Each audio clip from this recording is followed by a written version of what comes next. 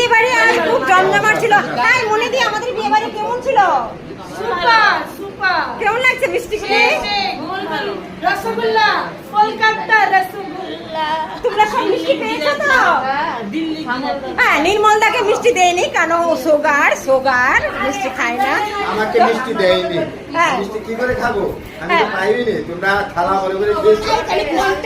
আচ্ছা ঠিক আছে, মিষ্টি শর্ট পড়ে গেছে তো অনেকের মিষ্টি হয়নি। তো বিয়ে বাড়ি ছিল খুব জমজমাট। মাসিমণি তো দিদা সেজেছিল। তো দিদা নাতির জন্য খুব কান্নাকাটি করেছে।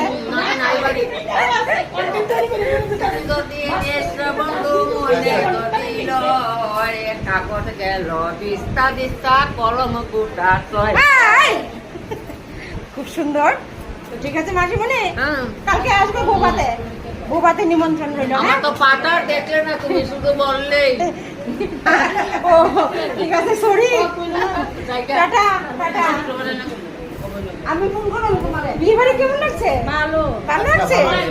ঠিক আছে আবার আসবে। কালকে বৌভাত।